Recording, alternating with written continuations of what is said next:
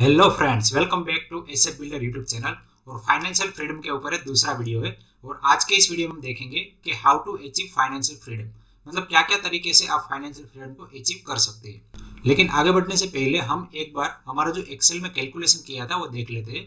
तो हमने कल देखा था कि अगर हम 50,000 रुपये की इनकम पर मंथ चाहते हैं तो 50,000 के हिसाब से जो महंगाई होगी तो नेक्स्ट 10 ईयर के बाद या फिर 15 ईयर के बाद जो अमाउंट चाहिए वो मैंने यहाँ पे कैलकुलेट कर लिया है। तो उस हिसाब से जो भी आपको मंथली इनकम चाहिए एफडी के रेट के हिसाब से, तो आप 2.4 करोड़ का बैंक में एफडी करवाते रहेंगे तो 6% के हिसाब से जो भी आपका इंटरेस्ट आता रहेगा वो आपकी मंथली इनकम होगी, जो आपको फाइनेंशियल फ्रीडम देने के लिए सफिशिएंट है।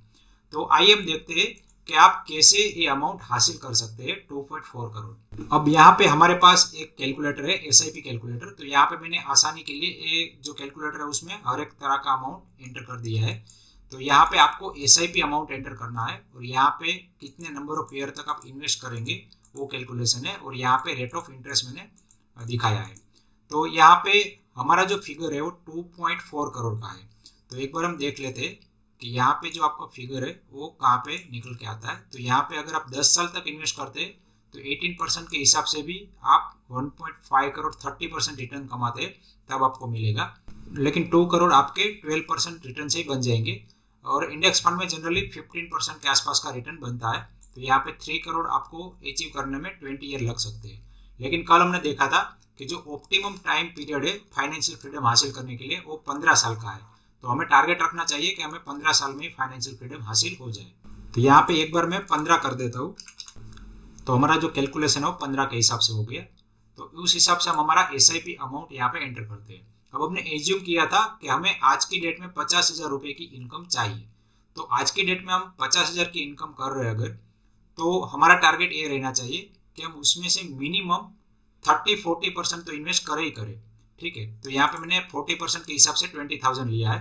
अगर उससे ज़्यादा हम इन्वेस्ट कर पाते हैं तो ज़्यादा सही है। तो आपका जो 2.4 करोड़ का टारगेट था वो यहाँ पे आपको 20% रिटर्न से 15 ईयर के अंदर हासिल हो सकता है। अब यहाँ पे डरने की जरूरत नहीं है कि यहाँ पे 15 ईयर के बाद भी आपका जो टारगेटेड अमाउंट है वो कम पड़ रहा है। वो भी हम यहाँ पे हमने जो रिटर्न कैलकुलेट किया है वो 20% है। ठीक है, तो जनरली हम जब नॉर्मल एसआईपी करवाते हैं किसी भी म्यूचुअल फंड के अंदर तब हमें रिटर्न मिलता है ओनली 15%। लेकिन अभी तक मैंने कौन कौन से प्लान में इन्वेस्ट करना चाहिए उसके रिलेटेड बात ही नहीं की। और हम एक मॉडरेट रिटर्न भी कैलकुलेट करते हैं तो भी आपका 1.3 करोड़ का अमाउंट बन ही जाता है। और ये जो कैलकुलेटर है उसका लिंक मैं नीचे डिस्क्रिप्शन में दे दूंगा, तो आप यहाँ से आप अपना कैलकुलेशन कर सकते हैं। अब परसेंटेज से हमें पता चला कि कितना रिटर्न हमें बनाना पड़ेगा। अब यहाँ पे कुछ बेसिक्स रूल्स आपको ध्यान में रखने हैं। तो सबसे पहला रूल्स है कि पे योरसेल्फ फर्स्ट। तो अगर आप रॉबर्ट कियोसाकी की रिच डैड पुअर डैड या फिर बेबीलोन का रिचेस्ट पर्सन ये दोनों बुक पढ़ेंगे तो वहाँ पे एक कॉमन रूल्स है कि रिच बनने के लिए सबसे पहला रूल्स है पे योरसेल्फ फर्स्ट। मतलब अगर आपको फाइनेंशियल फ्रीडम हासिल करना है तो ये रूल्स तो फॉलो करना ही करना है। तो इससे अगर आपको फाइनेंशियल फ्रीडम हासिल नहीं होती लेकिन फाइनेंशियल स्टेबिलिटी तो जरूर हासिल हो जाएगी। तो सबसे पहले आपको क्या करना है कि आपको जो भी सैलरी मिले वो सैलरी में से सबसे पहले आपको एक अमाउंट अलग निकाल लेना है। उसके बाद जो अमाउंट बचे उसको एक्सपेंस के तौर पे या फिर अदर तरीके से आप इसको खर्च कर सकते हैं। ठीक है, अब सैलरी में से यहाँ पे रूल्स है कि मिनिमम 10% आपको इन्वेस्ट करना है, मिनिमम।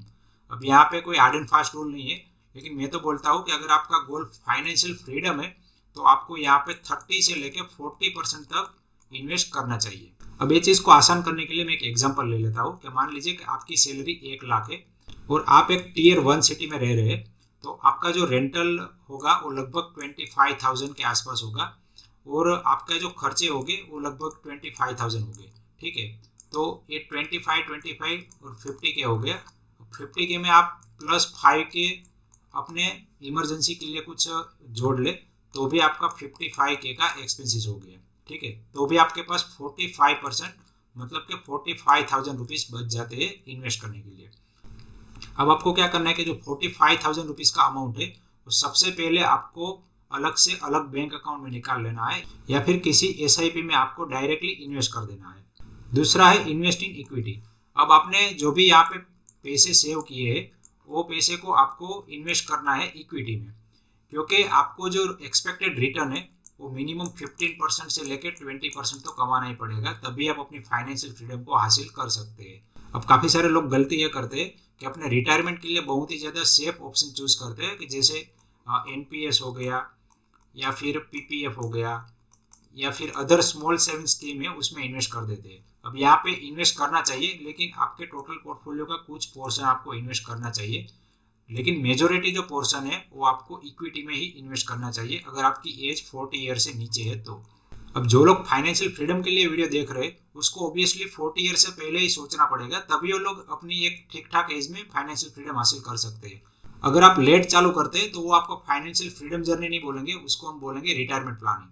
तो रिटायरमेंट प्लानिंग के लिए अलग अलग स्कीम हो सकती है, लेकिन फाइनेंशियल फ्रीडम हासिल करने के लिए आपको एग्रेसिवली इन्वेस्ट करना पड़ेगा। नेक्स्ट है learn new skill to increase income और रिटर्न। अब ये सबसे ज़्यादा जरूरी है, क्योंकि हमने देखा था कि अगर हम 15% रिटर्न भी कमाते हैं फिर भी वो सफिशिएंट नहीं है 20 ईयर के अंदर या फिर 15 ईयर के अंदर आपका जो टारगेट अमाउंट है उसको अचीव करने के लिए। ठीक है, तो ये टारगेट अमाउंट को अचीव करने के लिए सबसे पहले आपको क्या करना है, अपनी इनकम बढ़ानी है। अब मान लीजिए कि आपको अपनी इनकम सैलरी से ही बढ़ानी है, तो अब इनकम बढ़ाने के लिए सबसे पहले आपको एक हाई पेड सैलरी चाहिए, तो उसके लिए आपको सबसे पहले स्किल इंप्रूव करनी पड़ेगी। तो स्किल जब आप इंप्रूव करेंगे तो आप एग्जिस्टिंग कंपनी में या फिर नई कंपनी में अपनी इनकम आसानी से बढ़ा सकते हैं। अब दूसरा हमारे पास ऑप्शन है कि हमें रिटर्न बढ़ाना है। तो रिटर्न बढ़ाने का मतलब है कि हम डायरेक्टली म्यूचुअल फंड के अंदर अगर इन्वेस्ट करेंगे तो हमारा जो रिटर्न है वो लगभग फिक्स रहेगा 15% के आसपास इन द लॉन्ग टर्म। लेकिन अगर आप डायरेक्ट इक्विटी में अगर इन्वेस्ट करना चाहते हैं डायरेक्ट स्टॉक परचेस करके, तो आपको यहाँ पे कुछ स्किल की जरूरत पड़ेगी कि कैसे कंपनी चूज करनी है और कंपनी के जो प्राइस है वो कैसे ऊपर नीचे होते हैं, तो प्राइस एक्शन का आप कैसे बेनिफिट लेके सस्ते में कंपनी परचेस कर सकते हैं और लॉन्ग टर्म के लिए इन्वेस्ट कर सकते हैं। तो उसके लिए आपको स्किल्स चाहिए, तो ये स्किल आप इंप्रूव करेंगे तो आपका रिटर्न भी धीरे धीरे बढ़ेगा। या फिर आप एक 20 to 40 कंपनी का पोर्टफोलियो बना लीजिए और ये 20 to 40 कंपनी में से जो भी कंपनी आप जिस मंथ में एसआईपी कर रहे हैं उस मंथ में अगर लो पे चल रही है तो उस मंथ में आप वो एसआईपी का अमाउंट डाल दीजिए। फॉर एग्जांपल आपके पास 1 2 3 4 5 कंपनी है, ठीक है, और ये महीना है जनवरी का, और जनवरी में रिलायंस मान लेता हूँ फॉर एग्जांपल, यहाँ पे कोई रिकमेंडेशन नहीं है, रिलायंस एंड टीसीएस अभी लो पे चल रही है। आपने चार्ट पैटर्न देखा तो यहाँ पे अपने हाई से लगभग 10% पे वो डाउन में चल रही है। ठीक है, तो आप ये दोनों में अपना इंस्टॉलमेंट डाल दीजिए। अब नेक्स्ट मंथ मान लीजिए कि दूसरी कोई कंपनी 3 एंड कंपनी 4 वो डाउन में चल रही है, तो यहाँ पे आप अपना इंस्टॉलमेंट एंटर कीजिए। तो इस तरह से आप जो मंथली एसआईपी म्यूचुअल फंड में कर रहे हैं वो एसआईपी का जो इंस्टॉलमेंट है वो आप डायरेक्टली स्टॉक में एंटर करिए। अब यहाँ पे और एक इंपॉर्टेंट चीज है कि मैंने आपको जो एसआईपी कैलकुलेटर बताया था वहां पे मैंने एज्यूम किया था कि आप 20K पर मंथ कंसिस्टेंटली डालते रहेंगे, लेकिन यहाँ पे ये भी हो सकता है कि आपकी सैलरी है वो डे बाय डे इंक्रीज होती रहेगी। मैं मान लेता हूँ कि 7 to 10% के रेट से जनरली सबकी सैलरी इंक्रीज होती है। तो आपको क्या करना है कि आपको जो 20K का जो इंस्टॉलमेंट है उसको धीरे धीरे इंक्रीज करते जाना है। अगर इस साल आपने 20,000 का इंस्टॉलमेंट किया है तो नेक्स्ट ईयर आप अपना इंस्टॉलमेंट 22K कर दीजिए, उसके नेक्स्ट ईयर आप अपना इंस्टॉलमेंट है उसको 25K कर दीजिए। तो इस तरह से आपको एसआईपी का इंस्टॉलमेंट है उसको इंक्रीज करते जाना है। तो यहाँ पे मैंने step up SIP calculator open कर लिया है और यहाँ पे मैं एंटर कर देता हूँ 20,000 और मैं एज्यूम करता हूँ कि 10% के रेट से आप अपना एसआईपी इंक्रीज करते जाएंगे। 15% का हमें रिटर्न मिल रहा है और 15 ईयर तक हम इन्वेस्ट करते हैं, तो 15 ईयर के बाद आपके पास 2 करोड़ रुपीज का कॉर्पस बन जाएगा।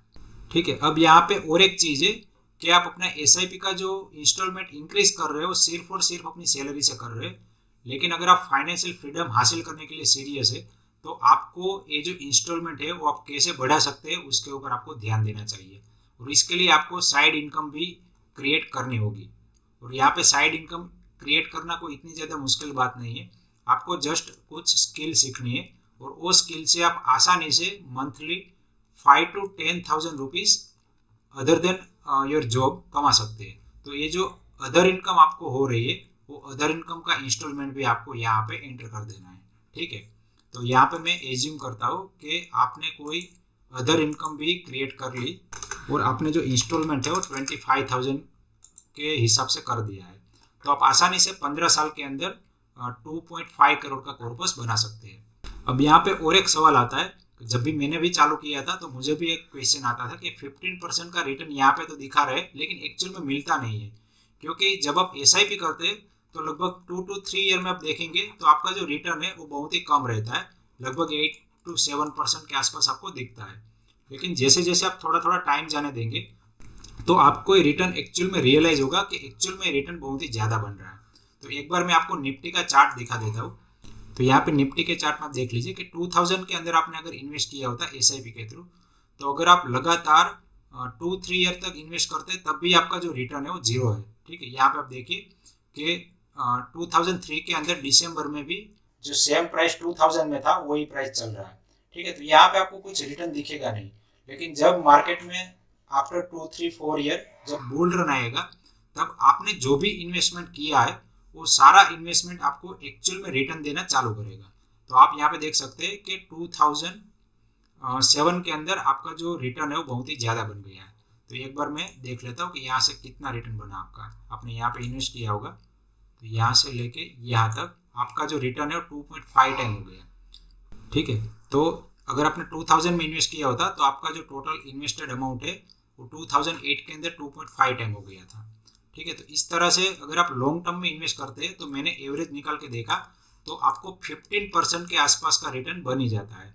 अब यहाँ पे 15% का रिटर्न आपको इस तरह से भी समझ में आएगा कि हमारे कंट्री का जो ग्रोथ रेट है वो लगभग 7 to 8% का ग्रोथ रेट है, और साथ में हमारे कंट्री का जो इन्फ्लेशन रेट है वो भी लगभग 6 to 7% के आसपास रहता है। तो हमारा जो टोटल GDP है वो GDP का अगर हम मनी के टर्म में ग्रोथ गिने तो टोटल हमारा ग्रोथ है वो लगभग 15% के आसपास रहता है। और लॉन्ग टर्म में जो निफ्टी और सेंसेक्स इंडेक्स है वो GDP को फॉलो करते हैं। तो इसीलिए यहाँ पे 15% का रिटर्न मिलना तो बहुत ही आसान है। अगर मान लीजिए कि हमारे कंट्री का ग्रोथ थोड़ा सा स्लो हो गया तो सामने इन्फ्लेशन भी थोड़ा सा स्लो होगा, तो इन्फ्लेशन भी स्लो होगा तो हमारा जो टारगेटेड अमाउंट है वो भी हमें थोड़ा सा कम चाहिए। तो ये सारी चीज़ एडजस्ट हो जाती है। ठीक है, तो यहाँ पे मैं बात कर रहा हूँ इंडेक्स फंड की। अगर आप एक्टिवली मैनेज फंड में इन्वेस्ट करते हैं तो आपको थोड़ा सा ज़्यादा रिटर्न बन सकता है, लेकिन वहाँ पर कुछ ड्रॉबैक है कि आज की डेट में आप देखेंगे तो नंबर ऑफ स्टॉक्स है उससे ज़्यादा नंबर ऑफ म्यूचुअल फंड्स है। तो नंबर ऑफ स्टॉक सिलेक्ट करने से ज़्यादा मुश्किल काम है म्यूचुअल फंड सिलेक्ट करना। तो इसीलिए मैं सजेस्ट करता हूँ कि आपको इंडेक्स फंड के अंदर इन्वेस्ट करना चाहिए, क्योंकि अगर हम म्यूचुअल फंड में मान लीजिए कि 10 म्यूचुअल फंड है, 1 2 3 4 5 इस तरह से 10 म्यूचुअल फंड है, अगर 10 म्यूचुअल फंड का आप एवरेज निकालेंगे तो वो एवरेज भी आपको इंडेक्स फंड के बराबर ही मिलेगा। तो यहाँ पे टॉप के 5 म्यूचुअल फंड जो इस इंडेक्स को बीट करते होंगे और जो नीचे के 5 म्यूचुअल फंड है वो इंडेक्स फंड से नीचे का रिटर्न देते होंगे। ठीक है, तो ये तो लगभग चांस ही हो जाएगा कि आपको इंडेक्स से ज़्यादा रिटर्न मिलेगा या फिर इंडेक्स से कम रिटर्न मिलेगा। लेकिन हमें अगर कोई भी रिस्क नहीं लेना है तो हमें सिंपली इंडेक्स फंड के अंदर ही इन्वेस्ट करना चाहिए, क्योंकि जो एक्टिवली मैनेज म्यूचुअल फंड है वहाँ पे एक्सपेंस रेशियो रखता है 1%। ठीक है, अगर हम हर साल 1% निकालेंगे तो 15 साल में हमारा 15% नॉर्मल अगर कैलकुलेट करते हैं तो भी हमारा डायरेक्टली रिटर्न निकल जाएगा। और अगर हम इसको कंपाउंडेड रिटर्न देखते हैं तो 20% जितना हमारा पोर्टफोलियो कम रिटर्न देगा। तो इससे बेटर है कि इंडेक्स फंड में आप इन्वेस्ट कीजिए जहाँ पे एक्सपेंस रेशियो जनरली 0.1% से लेके 0.2% तक ही होता है, जिसका ज़्यादा इम्पैक्ट हमारे रिटर्न पे नहीं पड़ता है। ठीक है, तो ये एक बात होगी। दूसरा है कि डायरेक्ट इक्विटी में आप इन्वेस्ट करेंगे तो डायरेक्ट इक्विटी में इन्वेस्ट करने के बेनिफिट ये है कि आपको सिमिलर आपको 20 से 30 कंपनी सिलेक्ट करनी है, और ये 20 to 30 कंपनी में आपको क्या करना है कि हर महीने 2-3 कंपनी के अंदर अपना इंस्टॉलमेंट एंटर कर देना है। फॉर एग्जांपल आपने 20,000 रुपीज़ का SIP का अमाउंट डिसाइड किया है, तो आपका जो लिस्ट है 20 to 30 कंपनी उसमें से आप किसी 2 या 3 कंपनी के अंदर इन्वेस्ट कर दीजिए। नेक्स्ट मंथ दूसरी 2-3 कंपनी में इन्वेस्ट कर दीजिए, और आप जो अपना पूरा पोर्टफोलियो है उसको एक एक्सेल शीट में मेंटेन करिए। ठीक है, यहाँ पे एक परसेंटेज वाले कॉलम रखिए कि टोटल पोर्टफोलियो का कितना परसेंटेज किस में हुआ है। तो अगर आप इस मेथड से भी इन्वेस्ट करेंगे तो भी आपका जो रिटर्न है वो लगभग 18% के आसपास बन जाएगा। ठीक है, अब ये जो 20 to 30 कंपनी का लिस्ट मैंने आपको बताया वो किस तरह से आपको निकालना है। तो यहाँ पे आप सबसे पहले जाइए स्क्रीनर पे आपको क्या करना है, स्क्रीन पे चले जाना है और यहाँ पे क्रिएट न्यू स्क्रीन कर लीजिए। अब जो कंपनी का डेट टू इक्विटी रेशियो कम रहता है वो जनरली ज़्यादा तेज़ी से ग्रो कर सकती है। तो मैं यहाँ पे डेट टू इक्विटी सबसे पहले प्रायोरिटी देता हूँ, वो जनरली लेस देन 50% जिसका डेट है वही कंपनी में सिलेक्ट करता हूँ। तो यहाँ पे मैं लेस देन 0.5 लेता हूँ, एंड करता हूँ। दूसरा है आरओसी। आरओसी मतलब कंपनी के पास जो टोटल अमाउंट है उसके ऊपर कितना रिटर्न जनरेट कर रही है, ठीक है। तो ROC, return on capital employed, ये जनरली हम ले लेते हैं ग्रेटर देन 15%, ठीक है। अब यहाँ पे ये कोई थंब रूल नहीं है, क्योंकि कोई कंपनी के रिजल्ट मान लीजिए कि 1 साल में कम आए तो यहाँ पे स्क्रीन में नहीं दिखाएंगी, लेकिन वो कंपनी वैसे तो अच्छा ही परफॉर्म करती है। तो यहाँ पर आप ये थोड़ा बहुत प्लस और माइनस कर सकते हैं। अब तीसरा क्राइटेरिया हम लेते हैं कि कंपनी का जो मार्केट कैपिटलाइजेशन है वो 50,000 करोड़ से ज़्यादा होना चाहिए। मतलब कि हम सिर्फ और सिर्फ लार्ज कैप कंपनी ही सिलेक्ट कर रहे हैं, ठीक है। तो ये सिंपल 3 क्राइटेरिया करके आप रन दिस क्वेरी कर दीजिए। तो यहाँ पे आपके पास 35 कंपनी का लिस्ट आ गया।